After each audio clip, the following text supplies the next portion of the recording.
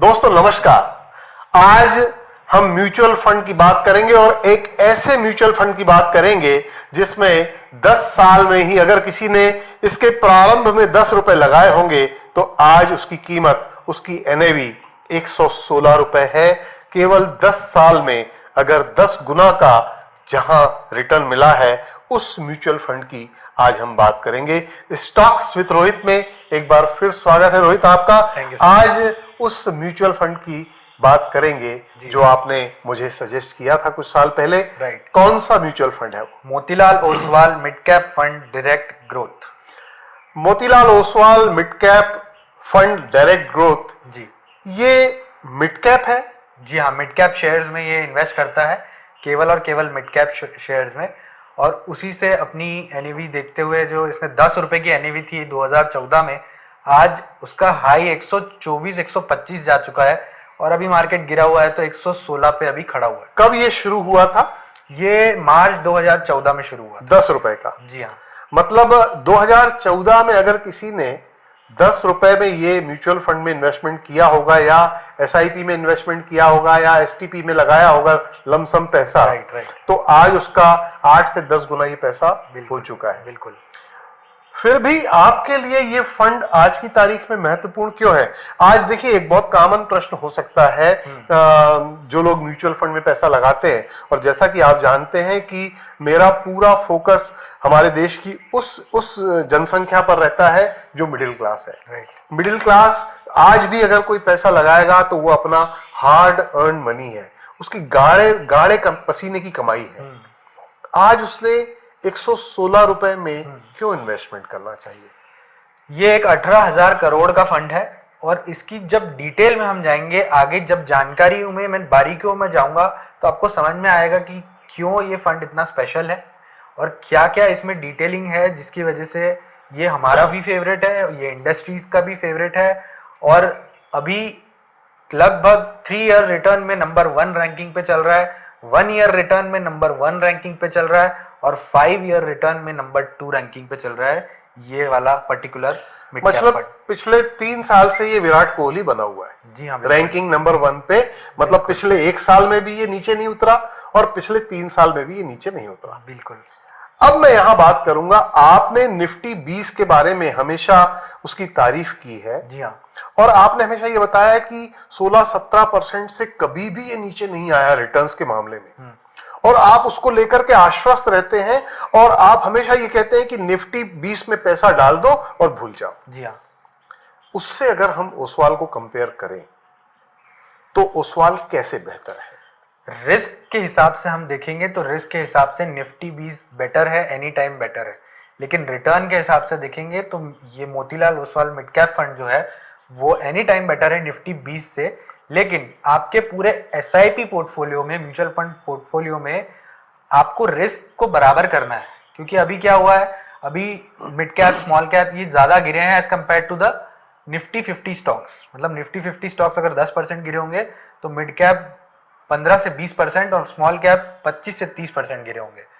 तो इसीलिए रिस्क को मिनिमाइज करने के लिए निफ्टी 20 में भी लगाना जरूरी है एसआईपी में, और Motilal Oswal mid cap fund में भी लगाना जरूरी है, क्योंकि यहाँ आपको रिटर्न ज्यादा मिलेंगे, वहां आपका रिस्क कम रहेगा। क्यों? क्योंकि हर 6 महीने में, हर 1 साल में निफ्टी 50 की जो कंपनीज रहती है जो परफॉर्म नहीं कर पाती है वो निफ्टी 50 में से आउट हो जाती है।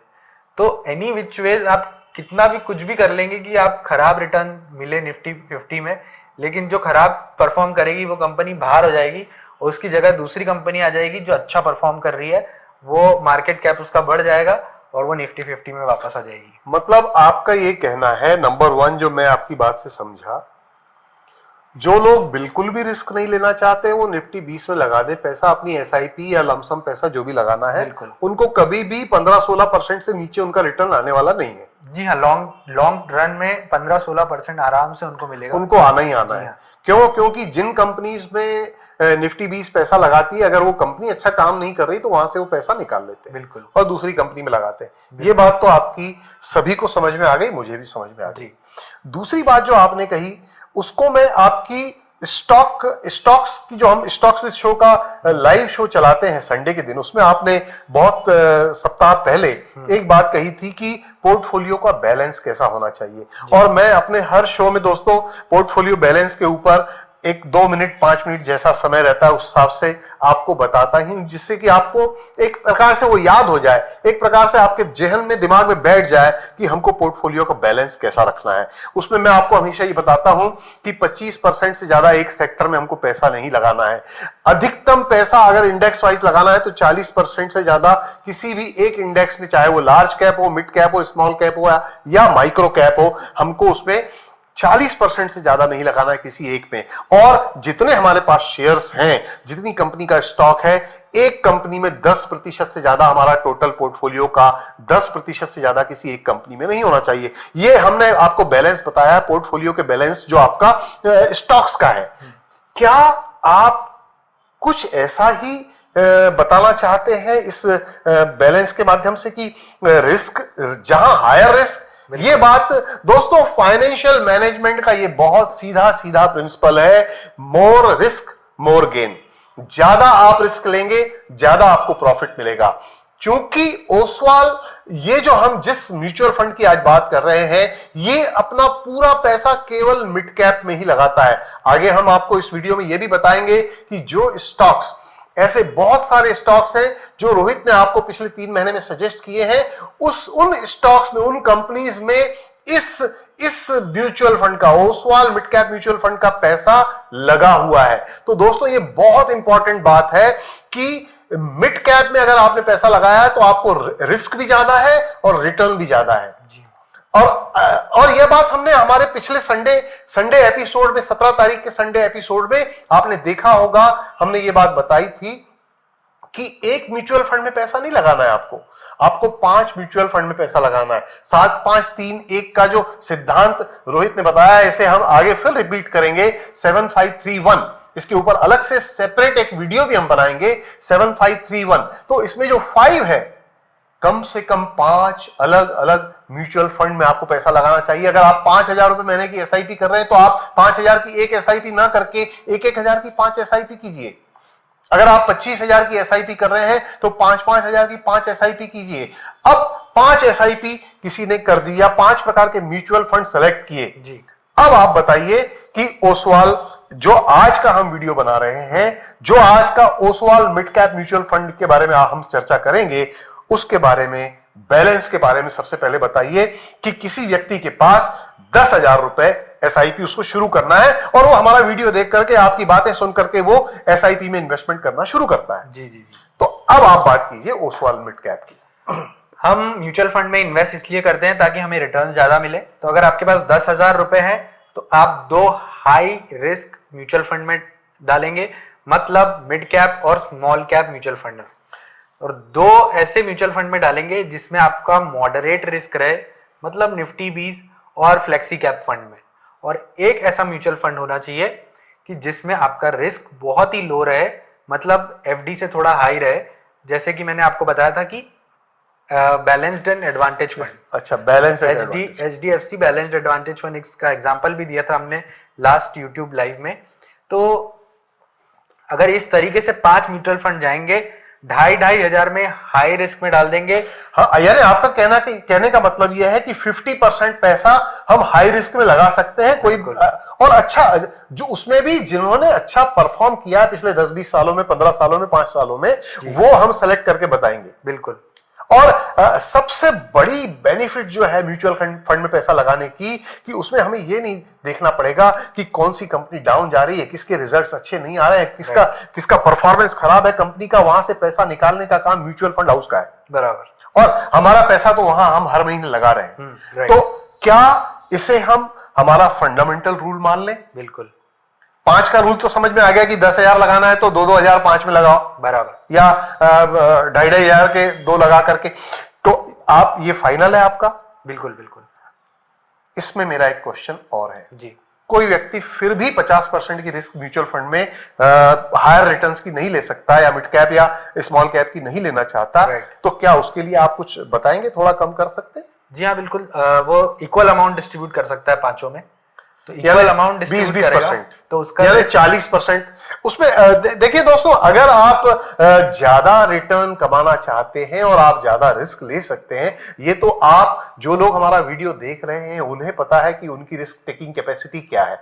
हम नहीं बता सकते कि आपकी रिस्क टेकिंग कैपेसिटी क्या है, लेकिन अगर आप ज्यादा रिस्क नहीं लेना चाहते तो जो 7-5-3-1 का सिद्धांत म्यूचुअल फंड में इन्वेस्टमेंट का हमने बता चुके हैं, आगे भी हम रिपीट करेंगे, इसका एक अलग से वीडियो बनाएंगे। तो आप अभी ये मानिए कि 10,000 रुपए मान लीजिए आप एसआईपी शुरू करना चाहते हैं, तो 2-2 हजार की 5 एसआईपी आप शुरू कर सकते हैं और 40% पैसा आपका हाई रिस्क म्यूचुअल फंड में लगेगा और बाकी का 60% में 20% पैसा आपका उस म्यूचुअल फंड में लगेगा जिसमें आपका 7-8% 9% रिटर्न आएगा, कभी भी उसमें रिस्क नहीं रहेगी। और बाकी जो 40% है, यानी कि 2-2 हजार की 2 एसआईपी हम उन म्यूचुअल फंड्स में डालेंगे जैसे निफ्टी 20, जहां हमें 15-17% 18% रिटर्न होता है, लेकिन रिस्क बहुत कम है और उनका पास्ट परफॉर्मेंस भी बहुत अच्छा है।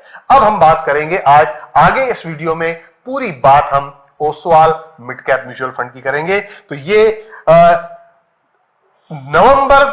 19 नवंबर 2024 है और आज इसकी एनएवी है 117 रुपए जी।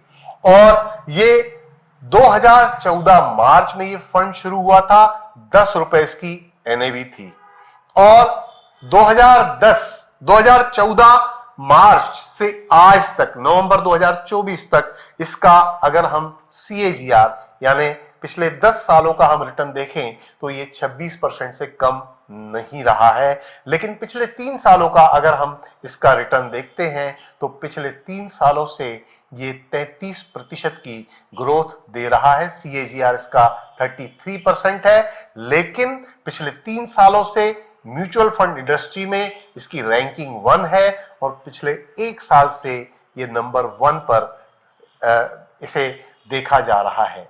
ये आज की तारीख में विराट कोहली है। आगे हम बढ़ते हैं। जैसा आप बता चुके हैं, इसमें रिस्क फैक्टर हाई है। इसकी रेटिंग क्या है आज की तारीख? रेटिंग 5 में से 5 रेटिंग दी गई हुई है इसको, तो रेटिंग टॉप मोस्ट है, टॉप नॉच है, रैंकिंग भी टॉप नॉच है, कोई इशू नहीं है रैंकिंग में भी। अब मेरा अगला क्वेश्चन है इसकी होल्डिंग के बारे में। इसका अभी दोस्तों देखिए, आप अगर स्टॉक मार्केट में इन्वेस्टमेंट करते हैं, आप स्टॉक मार्केट में के बारे में सीखते हैं, स्टॉक मार्केट के बारे में जानते हैं, आप लगातार उससे जुड़े रहते हैं। स्टॉक्स विद रोहित के लाइव शो से आप प्रति सप्ताह जुड़े हैं और आप स्टॉक मार्केट के बारे में सीख रहे हैं और इन्वेस्टमेंट कर रहे हैं। ये अच्छी बात है। आप अपना एक पोर्टफोलियो बना रहे हैं 5 लाख, 10 लाख, 2 लाख, 20 लाख, 25 लाख, 50 लाख का। क्यों बनाते हैं पोर्टफोलियो? पोर्टफोलियो हम इसलिए बनाते हैं कि अलग अलग प्रकार की कंपनीज में अलग अलग प्रकार के इन्वेस्टमेंट आपके रहें, कहीं से रिटर्न ज्यादा, कहीं से कम, कहीं अगर लॉस भी हुआ तो कहीं बम्पर प्रॉफिट भी हो जाता है और आपको एक 18, 20, 25% का रिटर्न एवरेज का मिलता है CAGR और वॉरेन बफेट का 18 से 19%, 20% का CAGR है। आपका उससे ज्यादा हो, ये हमारी शुभकामना है। लेकिन आज हम बात करेंगे Oswal mid cap mutual fund की। उसका पोर्टफोलियो क्या है? म्यूचुअल फंड में आप पैसा लगाते हैं तो आपका खुद का पोर्टफोलियो नहीं होता, उस म्यूचुअल फंड का पोर्टफोलियो होता है। आप अपना पैसा म्यूचुअल फंड को देते हैं, उस कंपनी को देते हैं, उस म्यूचुअल फंड हाउस को देते हैं और वो लोग पैसा लगाते हैं अलग अलग कंपनियों में। तो कौन कौन सी ऐसी कंपनीज हैं जिसमें उन्होंने पैसा लगाया है? इनकी सबसे बड़ी होल्डिंग 10% की होल्डिंग है कोफोर्ज लिमिटेड में, जो ऐसे गिरते मार्केट में भी आज ऑल टाइम हाई पे चल रहा है। मतलब ये गिरा ही नहीं है, अभी भी 8,200 का। आपकी बात को मैं रोकूंगा। आपने एक वर्ड यूज किया, ऑल टाइम हाई। जी हाँ। क्या अभी ये ऑल टाइम हाई पे है? जी हाँ दोस्तों, 2 महीने से लगातार मार्केट गिर रहा है, लेकिन ओसवाल मिड कैप ने अपना पैसा लगा के रखा है कॉनफोर्ज लिमिटेड में, जो अपने ऑल टाइम हाई पे चल रहा है। क्या आप और हमारे अंदर इतनी कैपेबिलिटी है कि हम ऐसी कंपनी 7,000 में से ढूंढ के रखें कि वो गिरे ही ना शेयर? ये म्यूचुअल फंड के जो मैनेजर्स होते हैं, ये उनका काम है और हम पैसा लगाते हैं म्यूचुअल फंड में। दूसरी कंपनी है कल्याण ज्वेलर्स। जी हाँ, कल्याण ज्वेलर्स। कल्याण ज्वेलर्स भी एक बहुत ही अच्छी स्ट्रॉन्ग फंडामेंटल वाली कंपनी है। इनमें भी इसका 9.5% इन्वेस्टेड है। ये भी अपने ऑल टाइम हाई से केवल 5% ही नीचे चल रहा है। मैंने अभी कुछ रील्स, दोस्तों देखिए, आप हमारी रील्स देखते हैं, हमारे वीडियोस देखते हैं, हम भी आप लोगों के बीच के ही हैं दोस्तों। मैं भी दूसरे जो इन्फ्लुएंसर्स हैं, दूसरे जो टीचर्स हैं, हम उनके भी वीडियोस देखते हैं। और क्या ये बात सही है कि कल्याण ज्वेलर्स ने पिछले 6-8 महीने में 1 साल में बहुत अच्छा रिटर्न दिया? बहुत अच्छा रिटर्न दिया। हाँ, ये मैंने कोई रील देखी थी जी। किसी की। और कौन कौन सी कंपनीज है? पॉलीकैब इंडिया लिमिटेड है, जिसने मल्टी बैगर रिटर्न्स दिए हैं लास्ट 1 ईयर में। मतलब 2,000 रुपए से आज 6,600 रुपए चल रहा है, हाई लगा चुका है 7,600 के आसपास का। तो एक खासियत है पर्टिकुलरली इस फंड की कि अपने विनर्स का हाथ कभी नहीं छोड़ता है। हमारे खुद के पोर्टफोलियो में हम विनर्स को निकालते जाते हैं, हम हटाते जाते हैं, प्रॉफिट बुक करते जाते हैं, लेकिन ये पर्टिकुलर फंड मैनेजमेंट अपने विनर्स का हाथ नहीं छोड़ता है और इनका विनर्स इनके पोर्टफोलियो के रिटर्न्स को बहुत कंसिस्टेंट रखता है। रोहित के कोट्स में मैं एक कोट आज और ऐड करना चाहूंगा कि ये म्यूचुअल फंड अपने विनर्स का हाथ नहीं छोड़ता है। इसे एक्सप्लेन कीजिए आज तो। जी हाँ, क्या होता है कि हम प्रॉफिट बुकिंग करते हैं, प्रॉफिट बुकिंग करने के चक्कर में हम अपने विनर्स का हाथ छोड़ देते हैं। अगर आपको पर्टिकुलरली कोई स्टॉक में 30%, 40% 2 से 3 महीने में अगर मिल चुका है, मतलब कुछ ना कुछ वो स्टॉक में स्पेशल है, प्रॉफिट बुकिंग जरूर आएगी, RSI बढ़ेगा, नीचे वापस से आएगा, शेयर अपने सपोर्ट को टेस्ट करके फिर वापस से ऊपर जाएगा। लेकिन उतना आप में धैर्य होना चाहिए, वो सपोर्ट उसके आपके बाइंग प्राइस के पास भी हो सकता है। तो इस म्यूचुअल फंड की वही खासियत है कि ये अपने विनर्स का हाथ कभी नहीं छोड़ता है, और विनर्स का हाथ आप नहीं छोड़ते हो तो आपके जो रिटर्न्स जो रहते हैं वो बहुत कंसिस्टेंट रहते हैं लॉन्ग टर्म में। जी हाँ। बस आगे बढ़ने के पहले मैं एक बात आपसे चाहूंगा कि हमारे जो दर्शक जी स्टॉक मार्केट के आपके लाइव शो देखते हैं, आपके वीडियोस देखते हैं, रील्स देखते हैं, विनर्स का हाथ नहीं छोड़ना कैसे, उनको बताइए। विनर्स का हाथ कैसे नहीं छोड़ना है, इसको आपको पूरा साइकोलॉजी से समझना होगा। साइकोलॉजी आपको ऐसी रखनी है कि आप अगर कोई स्टॉक ले रहे हो फॉर शॉर्ट टर्म और आपको लगता है कि मैं इसे लॉन्ग टर्म में कन्वर्ट कर सकता हूं और ये मेरा विनर बन सकता है, तो आप 25 से 30% में जरूर प्रॉफिट बुक कीजिए, लेकिन कम बुक कीजिए। मतलब 30% बुक कर लीजिए, 50% बुक कर लीजिए। लेकिन अगर आप उसको 1 साल और रख लेंगे तो पर्टिकुलरली वो शेयर गिरेगा तो नहीं। बहुत सारी चीजें देखनी पड़ेगी कि रिजल्ट्स कैसे आए हैं और कुछ नेगेटिव न्यूज तो नहीं आ गई है। लेकिन अगर उसको आप 1 साल पर्टिकुलरली होल्ड करके रखते हो, 50% की होल्डिंग को सपोर्ट तक के भी रखते हो और थोड़ा सा नीचे जाता है तो भी धैर्य बना के रखते हो, तो डेफिनेटली वो आपको बड़े रिटर्न्स देने के बिल्कुल बड़ा रिटर्न आपको मिलेगा। और आपके विनर्स को अगर आप होल्ड करेंगे ऐसे, तो आपका पोर्टफोलियो हमेशा विनर्स का हाथ कभी नहीं छोड़ना है। और अगर कब छोड़ना है उसके लिए आप क्वार्टरली रिजल्ट्स देखिए। जैसे कि सेन स्टार के 24-25 के Q2 के रिजल्ट्स में 50% प्रॉफिट सिंक हो गया है और आपने उसमें एग्जिट होने के लिए लोगों को सजेस्ट किया था। हमने आपको पहले भी संडे लाइव शो में बता चुके हैं कि जब भी आप लॉन्ग टर्म के लिए कोई होल्डिंग करते हैं, अपने पोर्टफोलियो को रोज मत देखिए, उसके रेट्स रोज मत देखिए, क्वार्टरली रिजल्ट्स कब आ रहे हैं ये चेक कीजिए। और क्वार्टरली रिजल्ट्स अगर उसके अच्छे नहीं आ रहे से मेरा मतलब क्या है? अच्छे नहीं आ रहे हैं इसका मतलब क्या सेल्स तो कम नहीं हुई है, क्या ग्रॉस प्रॉफिट मार्जिन तो कम नहीं हुआ है, क्या इसके नेट प्रॉफिट श्रिंक हो गए, क्या ये 3 चीजें भी अगर आपने देख ली और इसमें अगर कमी आ रही है, तब ही आप अपने विनर्स का हाथ छोड़ना या नहीं छोड़ना इस पर विचार कीजिए। और क्या आप बताना चाहते हैं इस कंपनी के बारे में? लगभग 0.56% एवरी ईयर, जो कि एक बहुत ही डिसेंट एक्सपेंस रेशो है। ऐसा कोई बड़ा एक्सपेंस रेशो नहीं है। एग्जिट लोड है 1% का। अगर आप 1 साल के अंदर इसको निकाल लेते हो पैसे को, तो आपको 1% का एग्जिट लोड लगेगा। आपको एग्जिट करने पे 1% का चार्जेस म्यूचुअल फंड कंपनी लगाएगी। और टैक्स इम्प्लीकेशन वही है कि आप 1 साल के अंदर निकालते हो तो 20% टैक्स लगेगा, और अगर 1 साल के बाद रिडीम करते हो तो आपका 1,25,000 तक के प्रॉफिट जो भी होगा वो एग्जेम्प्ट रहेगा टैक्स में। बाकी उसके ऊपर जो भी रहेगा वो टैक्सेबल रहेगा। मैं इस सरल शब्दों में थोड़ा सा आपसे वापस से यही प्रश्न करूं जी, हमारे दर्शकों का, चूंकि मैं उनका प्रतिनिधि हूं जी, ठीक है, और मैं भी उनको रिप्रेजेंट कर रहा हूं। राइट। एक्सपेंस रेशियो मतलब कंपनी की अगर 100 रुपए की कमाई है तो 56 पैसे। बिल्कुल। फंड मैनेजर्स को जो सैलरी देता है, बाकी जो स्टाफ को सैलरी तो देता वो है। तो जी हाँ। 100 रुपए में केवल 56 पैसे, बराबर। 100 रुपए में 56 पैसे। राइट। और एग्जिट लोड से मेरा मतलब ये है, जब आप पैसा निकालेंगे तो आपका 1% पैसा कट जाएगा यदि आप 1 साल के पहले निकालते हैं। और ये खास बात है कि अगर आप अपना पैसा 1 साल तक इस कंपनी में, इस म्यूचुअल फंड में लगाए रखते हैं तो उसके बाद आपको पैसा निकालने के लिए कोई पैसा नहीं लगेगा, कोई पैसा कटेगा नहीं। यही मतलब हुआ। बिल्कुल। कौन फंड मैनेजर है इसके? इनके फंड मैनेजर 2 है, अजय खंडेलवाल एंड संतोष सिंह। अजय खंडेलवाल पहले कैनरा रबैको म्यूचुअल फंड में भी काम करते थे, और जब Canara Robeco mutual fund almost top ranking में आता था तब ये वहाँ काम करते थे। और ये MBA हैं प्रोफेशन से, और बैचलर ऑफ इंजीनियरिंग इन्होंने किया हुआ है। डेफिनेटली बहुत अच्छे फंड मैनेजर है। कंसिस्टेंटली मोतीलाल ओसवाल को लास्ट 3 इयर्स में नंबर 1 पे रखना बहुत बड़ी बात है।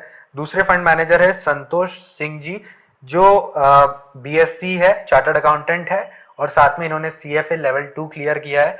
ये सारी बातें जानना बहुत जरूरी है, क्योंकि आपका फंड मैनेजर अगर आपको पता है कि कैसा है और आप उस पर बिलीव कर सकते हो, उसका एक्सपीरियंस आपको पता हो। अगर मैं इनका एक्सपीरियंस देखूंगा तो इन्होंने एस्पिरिटो सैंटो सिक्योरिटीज में काम किया हुआ है, हाईटॉन्ग सिक्योरिटीज में काम किया है, एग्जीक्यूशन नोबल में काम किया हुआ है, SGCIB में काम किया हुआ है, क्लियर कैपिटल, ICICI लोम्बार्ड, बहुत सारी जगह में काम किया। मतलब बहुत एक्सपीरियंस्ड। ये दोनों बहुत अनुभवी लोग हैं, अजय खंडेलवाल और संतोष सिंह। आप चाहें तो गूगल पर जाकर के इनके बारे में सर्च कर सकते हैं। लेकिन रोहित, संतोष सिंह ने CFA लेवल 2 किया है। जी हाँ। और ये CA भी है। बिल्कुल। CA तो आप भी हो। बिल्कुल। CFA लेवल 1 तो आपने भी क्लियर किया है। जी। तो मेरे पास रोहित है, CFA level 1। he is also having the quality of this CFA level 1 degree. तो आप किसी भी कीमत पर रोहित को कम करके नहीं आंक सकते दोस्तों। मेरा पूरा विश्वास है रोहित तातेड़ पर। आप भी रखिए, आप निश्चित तौर पर सफल होंगे। मेरा अंतिम प्रश्न जी, what will be the final suggestion or strategy for our viewers for Motilal Oswal? 5 mutual fund में से जो हमने कहा कि आपको 2 रिस्की रखना है, 2 मॉडरेट रिस्की रखना है और 1 को लो रिस्क रखना है, तो डेफिनेटली आप उसमें एक fund Motilal Oswal mid cap fund choose कर सकते हैं। बहुत सुपर परफॉर्मिंग फंड है, मेरा खुद का फेवरेट फंड है। इसमें आप पैसे लगा सकते हैं, और इसमें लमसम पैसा नहीं लगाना है, SIP के थ्रू पैसा लगाना है, because NAV is now 116 rupees. और कहीं हम टॉप पे आके खड़े हो गए हैं, तो डेफिनेटली आप इसमें SIP के थ्रू पैसा लगाओगे तो वो बेटर रहेगा। जिन लोगों के पास हर महीने पैसा लगाने के लिए व्यवस्था नहीं है और उनके पास लमसम पैसा है, 1 लाख, 2 लाख, 5 लाख लगाना चाहते हैं, तो आप लो ड्यूरेशन फंड में, यानी कि ऐसे फंड में पैसा डाल दीजिए जहां आपको लो रिटर्न, मतलब मिनिमम रिटर्न आपको 6 से 8% मिलेगा ही, और हर महीने की, हर 15 दिन की आप STP शुरू कर दीजिए इस फंड में। STP का मतलब होता है सिस्टमेटिक ट्रांसफर ऑफ फंड। तो STP सिस्टमेटिक ट्रांसफर होता है उसमें। राइट। आप एक ड्यूरेशन लगा देंगे कि हर महीने या 15 दिन में, एक दिन में भी होता है, प्रतिदिन भी वो जाता है, लेकिन आप एक हफ्ते का या 15 दिन का या 1 महीने का लगा सकते हैं, और वो एक प्रकार की वहां से आपकी SIP जाते जाएगी। 5 में से जो 5 बेस्ट म्यूचुअल फंड्स हैं, उसमें पहला म्यूचुअल फंड है Motilal Oswal mid cap fund. इसमें आप पैसा लगा सकते हैं SIP के माध्यम से, और आगे भी किस तरीके से आपकी फंड वैल्यू कहां, कैसे, कब पहुंचेगी, आपके गोल्स कैसे आप पूरा कर सकते हैं, इसके लिए आप देखते रहिए स्टॉक्स विद रोहित।